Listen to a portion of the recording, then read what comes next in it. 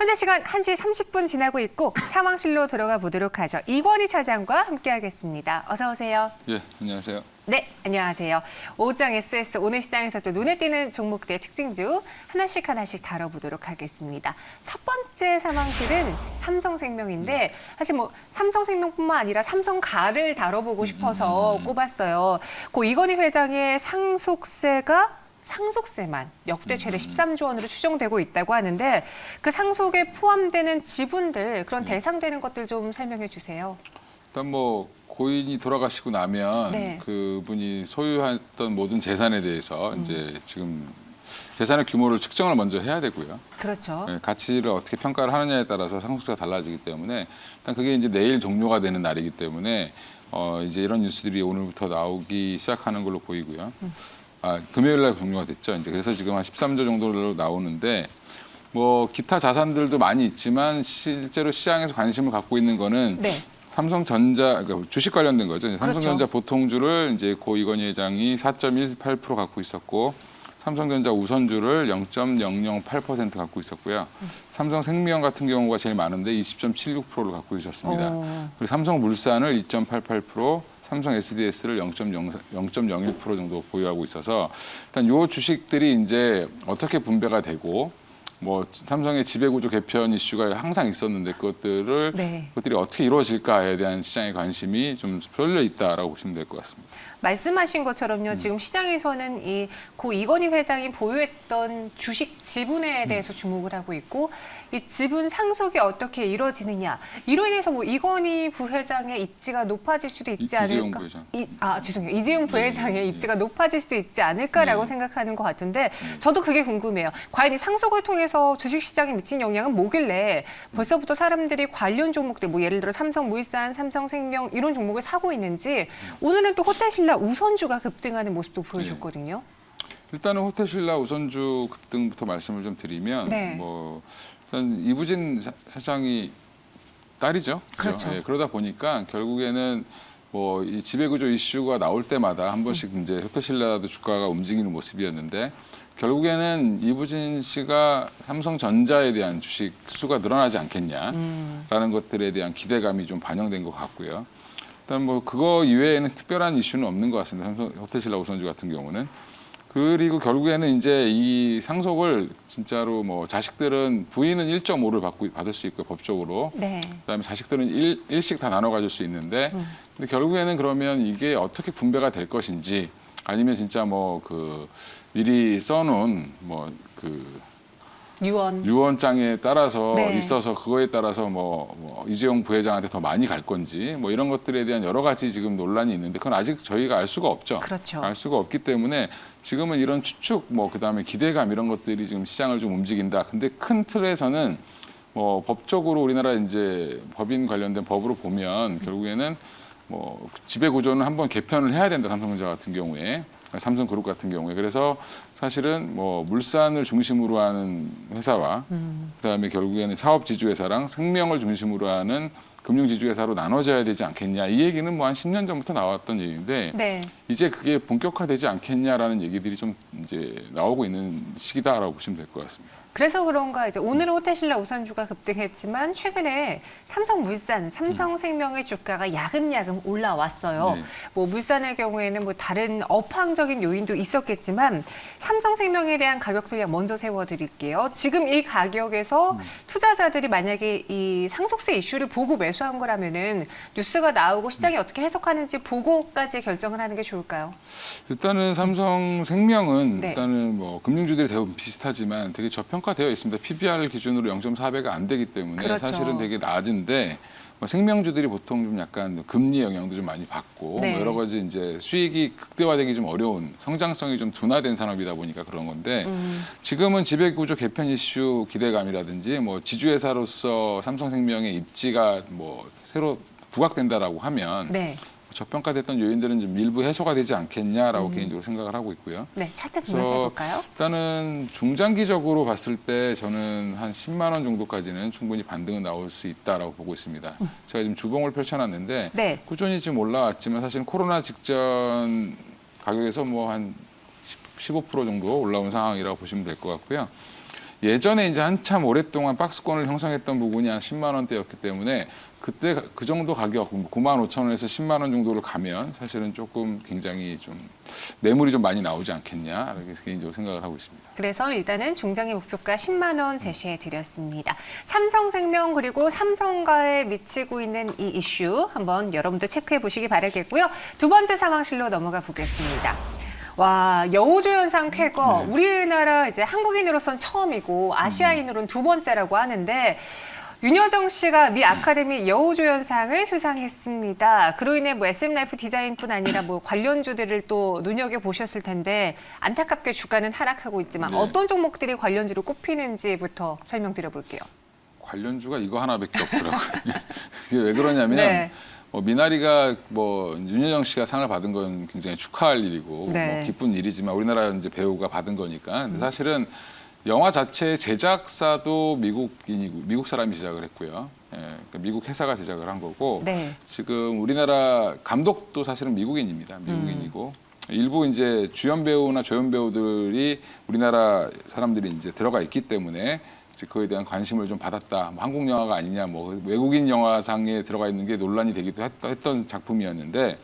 일단 SM라이프 디자인이라는 회사가 미나리 배급사인 판시네마 관련돼서 부가 판권 계약을 갖고 있다라고 맺고 있어서 관련주로 이제 유일하게 좀 움직였던 회사인데 사실은 지금 전에도 한번 이거 상담 때 한번 제가 말씀드렸던 적이 있었던 것 같은데 그 뉴스가 나오면 거의 끝이 아니겠냐라고 저도 그때 그렇게 말씀을 드렸는데 맞아요.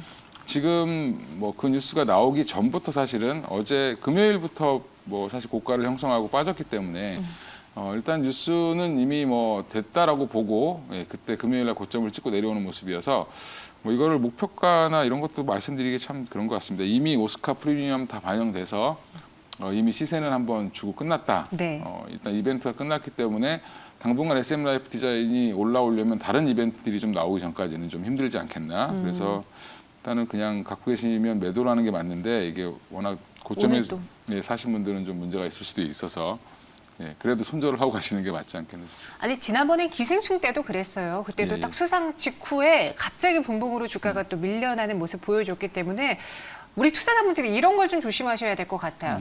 정말 명확하게 이슈가 있고 이벤트 날짜가 정해진 것들의 경우에는 정말 재료 소멸로 인해서 주가가 바로 한순간에 급락할 수 있다는 거. 그런 거 꼭 아셔야 되지 않을까요? 이제 실적이 만약에 이것 때문에 네. 뭐 실적이 엄청나게 올라올 수 있어서 숫자가 나중에 좋아지면 주가는 다시 회복을 할 수 있는데 보통 이제 바이오 관련된 종목이라든지 뭐 네. 이런 이벤트 위주 때문에 올라갔던 종목들 같은 경우는 이벤트가 좀 종료가 되면 사실은 스케줄링 매매를 해야 되기 때문에 사실 그 뉴스가 나올 때 거의 고점인 경우가 많고요. 네. 전이나 바로 직후 정도가 고점인 경우가 많기 때문에 뭐 일단 그런 걸 보고 사신 분들이 대부분이다 보니까 지금 사실 뭐 예전에 이거 SM라이프 디자인만 보더라도 한 2,000원대부터 그 이슈로 올랐기 때문에 사실은 거의 2,000원이요? 두 배 이상 올랐다고 보시면 되겠죠. 그죠? 네. 예, 뭐 미나리가 처음 얘기 나오기 시작한 게 연초라고 해도 그렇으니까 뭐 한 2배 가까이 올랐기 때문에 당연히 매도가 나올 수밖에 없다라고 보시는 게 맞을 것 같습니다. 네, 여러분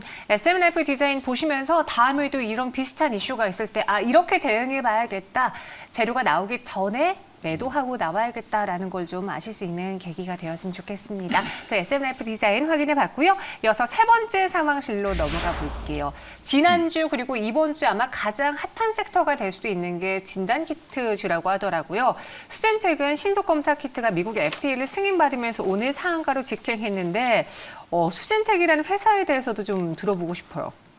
그 각종 그 간편 진단 키트를 만드는 회사다라고 보시면 돼요. 뭐 임신 진단 시작부터 시작해서 네. 다 만들고 있는 회사고요. 상장할 때도 이제 코넥스에서 상장을 먼저 하고 코스닥으로 이전 상장한 회사인데 사실 되게 주목을 많이 받았던 회사고 작년에 굉장히 화려하게 주가가 움직이다가 사실은 뭐 백신 이슈 나오고 그다음에 항체 진단 키트가 생각보다 정확도가 떨어진다는 얘기가 나오면서 사실 그 코로나 진단 키트 때문에 올랐던 주가는 다 빠졌다가 이제 어제 새로운 뉴스가 나왔죠. 이제 오늘 나왔는데 금일 신속 항체 진단 키트 긴급 사용을 승인받았다. 미국 FDA로부터 그 얘기가 나오면서 지금 뭐 상한가로 바로 직행하는 모습이 나왔는데 일단 내용을 보면 미국 실험실 표준 인증 제도인 CLIA라는 제도를 면제받을 정도로 기술력은 좀 탁월했다라고 보시면 되고요. 네. 국내 기업 중에 이 면제 조건으로 긴급 사용 승인을 받은 코로나 진단 키트는 처음이다. 유일하다. 네, 유일하다라고 보시면 되고요. 세계에서는 5번째 정도 된다라고 보시면 될 것 같습니다.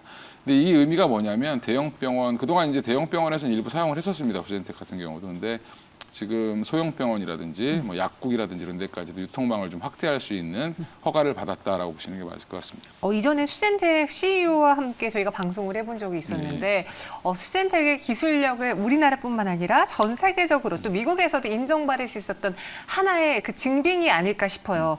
근데 더불어서 인도에서 확진자가 그렇게 늘고 있다고 저희가 지난주에도 언급을 해드렸는데 코로나19가 장기화될 것으로 예상되자 CMO와 진단키트를 봐야 된다는 증권사 리포트가 또 마침 나왔습니다. 동의하시는지 궁금하네요.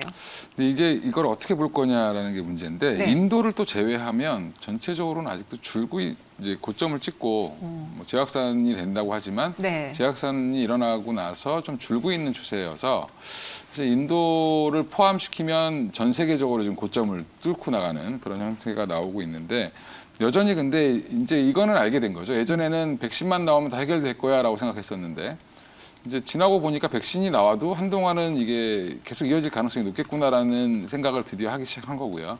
그러다 보니까 그동안 버려놨던 어떻게 보면 백신이 나오면서 진단키트는 더 이상 필요 없을 거야라고 했던 시장의 참여자들이 다시 진단키트를 보기 시작했다라고 보시면 되고요.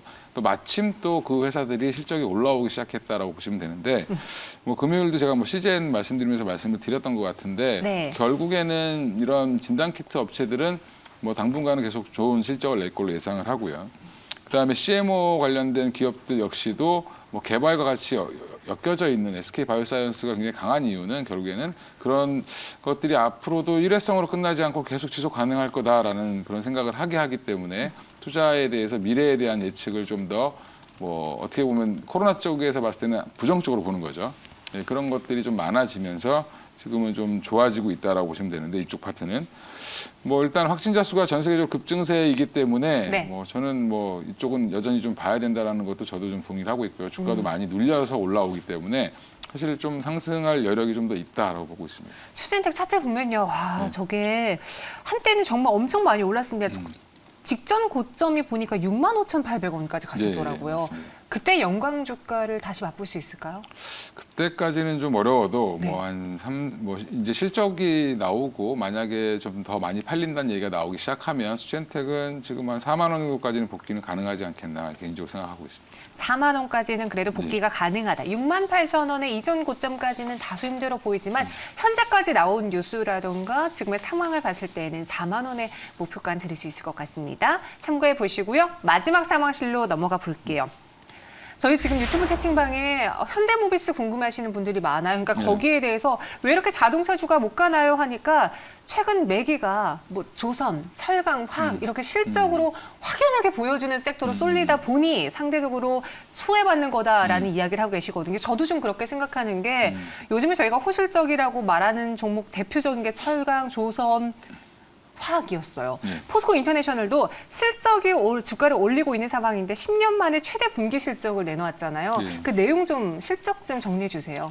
일단은 뭐 영업이익 1조 5천억 이상 나왔는데 네. 일단 매출이나 이런 것들도 사상 최대로 나왔는데 영업이익은 조금은 뭐 사상 최대치보다는 좀 덜 미친 것 같긴 한데 일단은 시장 기대치에 부합을 했다라고 보시면 되고요. 네.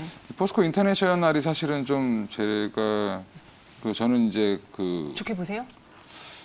올라갔던 이유를 좀 아실 필요가 있을 것 같아요. 예전에 네. 이제 올 초에 많이 올랐었는데 1월 하순부터 해서 급격하게 올라올 요 구간이 사실은 친환경 관련된 부품, 그러니까 자회사를 갖고 있는 포스코 SPS라는 회사가 뭐 수소차 관련된 부품이랑 뭐 전기차 관련된 구동 모터 코어를 만든다라는 얘기가 나오면서 뭐 일단은 그 신규 사업 이슈로 플러스 알파로 지금 더 올라갔다가 사실은 이제 빠진 이유를 또 아셔야 되는데 이건 또 미얀마 사태 때문에 맞아요. 빠졌죠, 사실은. 네, 거기 또 공장이 있잖아요. 예, 포스코 인터내셔널이 미얀마에서 이제 가스를 채굴하고 있는데 그 가스 채굴한 거를 중국으로 판매를 하고 있는데 이게 뭐 군부의 일부 자금이 들어간다. 얘기가 나오면서 조금 그런 이슈로 빠졌습니다. 그래서 사실은 뭐 여전히 이제 뭐 포트폴리오 상으로는 지금 원래 철강이라든지 뭐 가스라든지 이런 원자재 관련된 것들을 수출 수입하고 뭐 생산하고 이런 것들을 관여하고 있는 회사이기 때문에 일단 무역 시황도 회복됐고 원자재 가격도 좋아지면서 사실 회사는 좋아질 수밖에 없는 상황이었고요. 신규 사업에 대한 플러스 알파 이슈는 앞으로도 계속 나올 걸로 예상을 하고 있는데 일단 지금은 이제 미얀마 관련된 것들 때문에 조금 많이 시장이 눌렸다라고 보시면 될 것 같습니다. 근데 이거는 뭐 제가 알아본 결과로는 네. 뭐 가스전을 중단할 수는 없습니다. 이게 중단하는 순간 뭐 바로 이제 뭐 엄청난 손실로 되죠. 손해가 네. 손실로 가고 이걸 포스코 인터내셔널이 안 한다고 해서 그러면 다른 나라에 넘기면 뭐 누군가는 하기 때문에 결국에는 네. 뭐 그것 때문에 어쩔 수 없다라고 얘기를 하고 있습니다. 그래서 그 문제 미얀마 문제만 좀 해결된다라고 하면 저는 25,000원 이상도 더 갈 수 있다고 보는데 지금은 조금은 좀 3분기부터는 더 좋아질 거라고 예상을 하고 있어서 네네. 뭐 좀 저가에 살 수 있는 기회지 않겠냐 저는 개인적으로 생각을 하고 있습니다. 네, 그래서 목표가는 한 25,000원까지는 지금 단기적으로 보시는 게 맞을 것 같고요. 미얀마 문제를 좀 항상 또 올라가면 그게 또 발목을 잡을 수도 있으니까 그건 좀 고려를 하셔야 될 것 같습니다. 알겠습니다. 목표 주가 25,000원 그리고 포스코 인터내셔널을 둘러싸고 있는 최근의 주가 상승의 요인 그리고 조정받았던 그 미얀마 이슈까지 짚어드렸습니다. 여러분들 투자 시에 잘 참고해 보시기 바라겠고요. 또 여러분이 갖고 있는 종목은 샵 2034로 주식콜센터로 연락 주세요. 지금까지 이건희 차장과 함께했습니다. 오늘 말씀 고맙습니다. 예, 감사합니다.